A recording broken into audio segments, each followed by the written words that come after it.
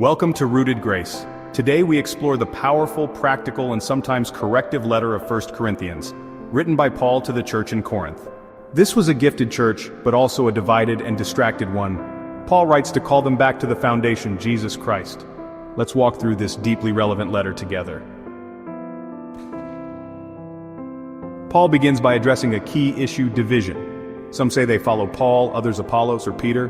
Paul reminds them, is Christ divided? He didn't come with eloquent wisdom, but to preach Christ crucified. The message of the cross is foolishness to the world, but it is the power of God.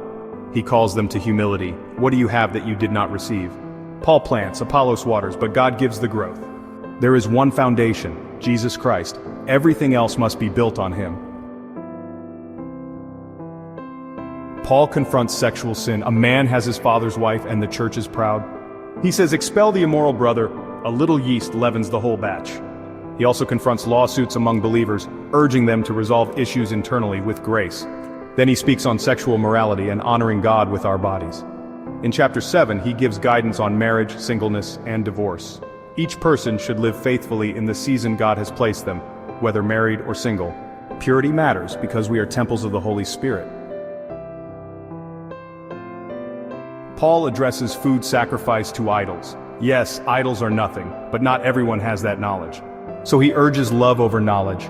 Be careful that the exercise of your rights does not become a stumbling block. He uses his own example. Though he has rights as an apostle, he lays them down for the gospel. I become all things to all people, so that by all possible means I might save some. Christian freedom is real, but love must guide how we use it. Paul speaks about order and honor in worship gatherings. Then he confronts abuses of the Lord's Supper. Some eat in excess while others go hungry. He reminds them, examine yourselves, discern the body of Christ. Chapters 12 through 14 focus on spiritual gifts. All gifts come from the same Spirit. We are one body with many members. No gift is greater than love. Chapter 13 is the famous love chapter. Love is patient, kind, does not envy or boast, keeps no record of wrongs. Without love, spiritual gifts mean nothing. Paul then calls for order in worship and edification for all. This is the heart of the gospel. Christ died for our sins, was buried, and was raised on the third day. Paul lists eyewitnesses, including 500 people and himself. He emphasizes, if Christ has not been raised, your faith is futile. But Jesus has been raised, he is the first fruits of those who sleep. Death is swallowed up in victory.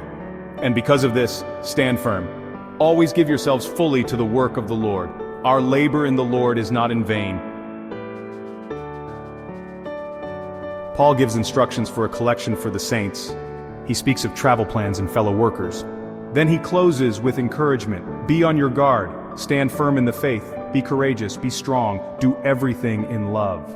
If anyone does not love the Lord, let that person be cursed. Come, Lord. Grace and love are his final words. 1 Corinthians teaches us, unity is rooted in Christ. Purity protects the body. Freedom must serve others. Love is the greatest gift, and the resurrection is our hope. Jesus is the foundation, the head of the body, and the one who empowers us to live differently. Thank you for joining us for 1 Corinthians. Subscribe, share, and return for 2 Corinthians, where Paul opens his heart and points us to strength through weakness. Stay rooted, stay faithful, and stay in his grace.